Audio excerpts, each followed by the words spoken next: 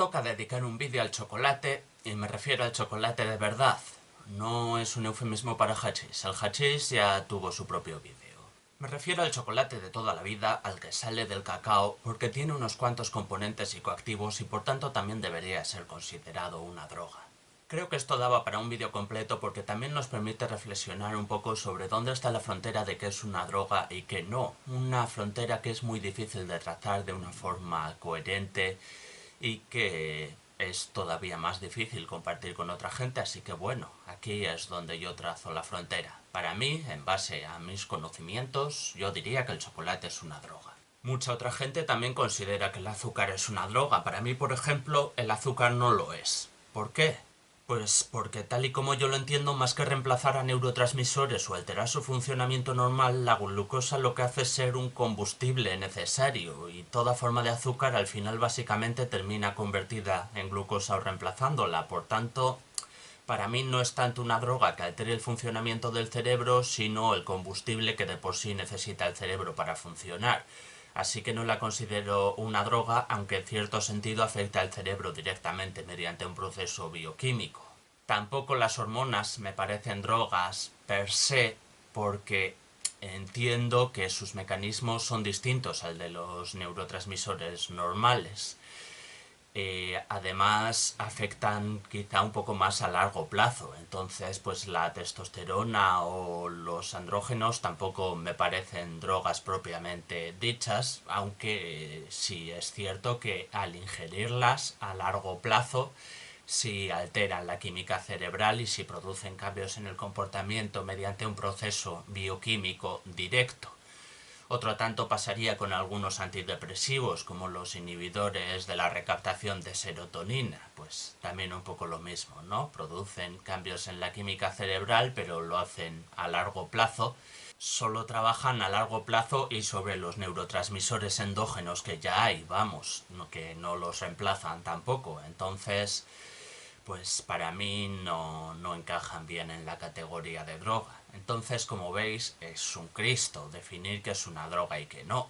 El popper, por darle un girito más, probablemente no actúa directamente sobre el cerebro, sino sobre los vasos sanguíneos, pero sí tiene efectos inmediatos que alteran la conciencia y que alteran el estado mental, entonces yo sí lo consideraría una droga. Bueno, un lío todo, vamos. Al final, el motivo por el que yo considero que el popper es una droga, pero las hormonas, los antidepresivos o el azúcar no, pues tiene que ver con una definición más bien subjetiva de droga y con una frontera que yo trazo en base a mis conocimientos, pero que yo trazo de manera subjetiva. Entonces, bueno, pues para mí el chocolate también es una droga. Habrá quien no esté de acuerdo con esta definición, habrá quien piense que mis reflexiones son una mierda, pero espero que aún así todas estas reflexiones sobre qué puede considerarse una droga y qué no os hayan aportado algo, o como mínimo os hayan parecido un poquito interesantes, aunque sea. Entonces, cuando digo que el chocolate es una droga, pues lo digo sobre la base de que tiene algunos principios activos que, eso sí, en pequeñas cantidades, sí, pero que son extremadamente similares en sus efectos y consecuencias al de unas cuantas drogas que de hecho son ilegales y que de hecho nadie dudaría que son drogas y que entran siempre en toda definición que cualquier persona hace de drogas. Entonces, por coherencia, aunque todos los principios activos estén en pequeñas cantidades, pues yo creo que el chocolate también tiene que ser considerado una droga. ¿Y cuáles serían esos principios activos? Pues básicamente dos metilsantinas, que serían la teobromina y la cafeína, y luego, aparte, la feniletilamina, y luego, quizá incluso en algunas variedades, también alcohol. Pero bueno, vamos por partes. La mayor parte de la gente no sabe que el chocolate tiene cafeína. Es posible que tú, simpática persona que está viendo este vídeo, tampoco lo supieras y es totalmente normal, porque la presencia de cafeína en el chocolate es tan baja que en la mayoría de envoltorios comerciales ni siquiera se molestan en mencionarla, ¿no? Tú vas a la tabla nutricional y tal de los principios que tiene un chocolate en un envoltorio cualquiera y seguramente ni se molestan en señalar que tiene cafeína, pero sí la tiene, sí. El cacao en polvo tiene unos 230 miligramos de cafeína por cada 100 gramos, pero claro, en el chocolate comercial la proporción baja todavía más. Y quizá para entender la diferencia entre el cacao puro y el chocolate comercial tal y como lo conocemos hoy en día, sea un poco oportuno repasar su historia. Aunque no os preocupéis, no me he olvidado del resto de principios activos del chocolate y volveremos a ellos. El árbol del cacao tiene su origen en Mesoamérica. Creemos que entre hace 2500 y hace 3000 años se empezó a consumir la pulpa de la almendra del cacao tras dejarla secar y tostar ligeramente al sol, lo que también produce cierta fermentación, lo que produce alcohol. ¿Vale? La fermentación es la conversión de azúcares en alcoholes, la fermentación siempre va a producir alcohol. Los olmecas ya consumían cacao, posteriormente lo hicieron los mayas y posteriormente los aztecas. Estas tres culturas tenían en común vincular el cacao a la religión, a modo de enteógeno se puede decir. El chocolate era una bebida de los dioses.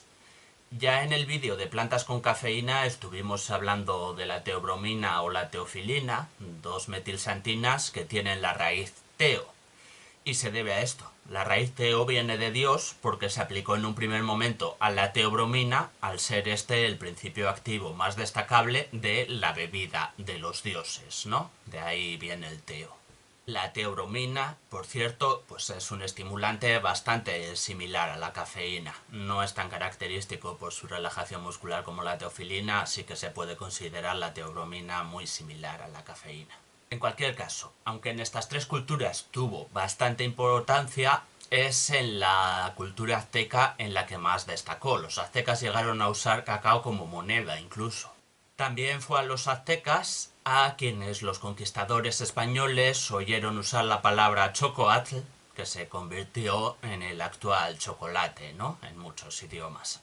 Aunque sin embargo no está del todo claro de dónde proviene la palabra chocoatl, ¿eh? Probablemente sea olmeca, pero también hay posibilidades de que no. En fin, de una forma u otra, el chocolate es un preparado a base de habas de cacao secadas, molidas y batidas a una alta temperatura. Normalmente es esta alta temperatura la que hace que el alcohol que se había producido durante la fermentación se evapore. De ahí que la mayor parte de variedades de chocolate no tengan alcohol. Por eso he puesto antes lo de alcohol un poco entre paréntesis, porque al final en la preparación habitual del chocolate, pues el alcohol se evapora por completo y no queda ya nada de alcohol en el producto final. Lo que sí queda, como decía, es teobromina, cafeína y feniletilamina. La feniletilamina o fenetilamina tal vez os suene, tengo por ahí el vídeo de otras fenetilaminas porque es una de las familias de drogas más importantes y numerosas. En sí produce cierta estimulación del sistema nervioso central y cierta sensación de placer, al menos en cierta medida. La efedrina, las anfetaminas, la adrenalina, las catinonas, la mescalina, pues todas esas sustancias son fenetilaminas. La metanfetamina o la MDMA son fenetilaminas. Así que sí, el chocolate está emparentado en cierto modo con la MDMA o con la metanfetamina. ¿Os esperabais esa? Se empieza a entender por qué lo considero una droga, ¿no? La fenetilamina, además de estar presente en el cacao, también está presente en algunos tipos de quesos, por lo que me temo que sí. También debemos considerar por coherencia que algunos quesos son droga, literalmente hablando. ¿Y cuánto colocaba el chocolate que tomaban los aztecas al ser más puro que el chocolate que encontramos hoy en día en supermercados? Pues parece que bastante, según podemos juzgar por una carta de Hernán Cortés al emperador Carlos V, que afirmaba: una sola taza de esta bebida fortalece tanto al soldado que puede caminar todo el día sin necesidad de tomar otro alimento. No sé a vosotros, pero a mí eso me suena a que se pillaban un puestón considerable. También puede ser que sea una mentira, una exageración, ¿no? Al fin y al cabo es el testimonio de Hernán Cortés, no tenemos por qué creérnoslo, pero bueno, parece razonablemente plausible, porque lo que sí es un hecho objetivo es que todos esos principios activos estimulantes sí están presentes en el chocolate.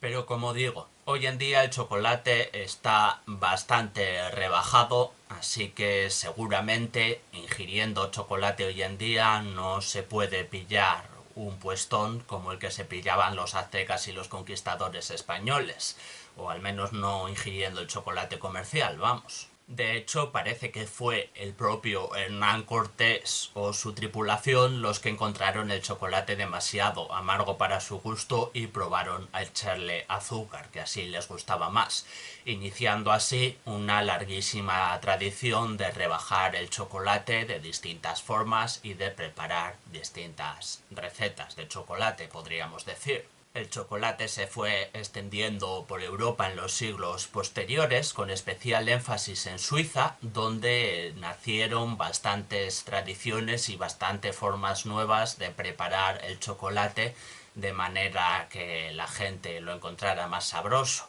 Incluso a día de hoy Suiza sigue estando relacionada al chocolate, a pesar de todos los siglos que han pasado, ¿no? Y sigue habiendo chocolates que se anuncian como maestros chocolateros suizos, no sé qué, cuando hoy en día el chocolate ya está extendido por todo el mundo y se puede hacer de la misma forma en todo el mundo y entonces no tiene tanto sentido esa propaganda, pero bueno, así de arraigada ha quedado la relación entre el chocolate y Suiza. Entonces lo normal hoy en día es que el chocolate sea cacao alcalinizado con azúcar, leche, harina, frutos secos. O sea, cualquier variedad de chocolate hoy en día está bastante rebajado y por eso al consumirlo no nos vamos a pillar un puestón como el que aparentemente se pillaban olmecas, mayas, aztecas y conquistadores españoles. La suma total de teobromina, cafeína y fenetilamina en el chocolate sigue siendo bastante baja y no basta para alcanzar efectos realmente notables, aunque algo, lo que es algo, sí se nota, ¿no? O sea, yo creo que consumir chocolate pues sí produce ciertos efectos perceptibles de una ligera estimulación y una ligera sensación de placer que no se debe simplemente al hecho de estar comiendo algo rico, sino que efectivamente pues se pueden notar unos efectos, aunque sean bastante leves, sobre la química de nuestro cerebro. Y obviamente, a mayor pureza del chocolate, cuanto más se acerque a ese chocolate negro y amargo que mayor porcentaje de cacao tiene, pues más intensas serán los efectos, más se parecerá al chocolate que consumían por aquel entonces. Entonces, respecto a variedades de chocolate hoy en día que coloquen, pues hace unos años se puso de moda, bueno, una pequeña moda, no una moda en general en la sociedad, pero nació una pequeña moda de snifar chocolate. Algunas marcas llegaron a vender cacao preparado para snifar, que estuviera bien molido y a veces mezclado con menta o jengibre para que sentara mejor por la nariz. Un empresario también inventó una pequeña catapulta para snifar chocolate y vendió unos cuantos miles de estos artilugios. A mí me suena absurdo porque me imagino que se caerá a la mitad. Yo creo que puestos a snifar algo, pues lo mejor es pintarse rayas como toda la vida, pero bueno, vendió unos cuantos miles de estas catapultas. Como repito en muchos vídeos, la vía esnifada tiene la ventaja de que sus efectos son muy rápidos, de que los efectos de la sustancia se producen muy rápidamente y por tanto el colocón es más repentino y más perceptible que si fuera por vía ingerida. Así que la idea de snifar chocolate no es tan absurda como puede parecer, porque la gente consigue un poco lo que busca, ¿no? Puede conseguir efectivamente cierto colocón no muy notable, mucho menos intenso del que tendría snifando anfetaminas o cocaína, pero bueno, sí, un ligero puestón con ciertos efectos perceptibles.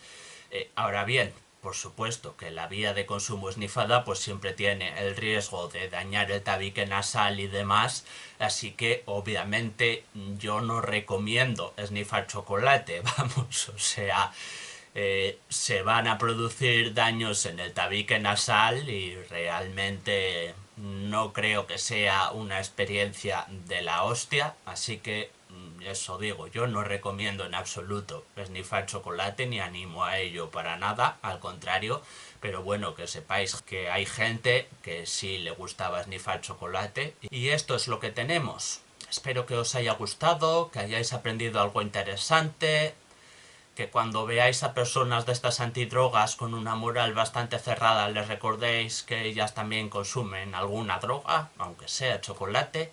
Y si os ha gustado, pues podéis suscribiros y podéis ver otros vídeos míos, si queréis, claro. Si no queréis, pues no lo hagáis, yo qué sé, haced lo que queráis.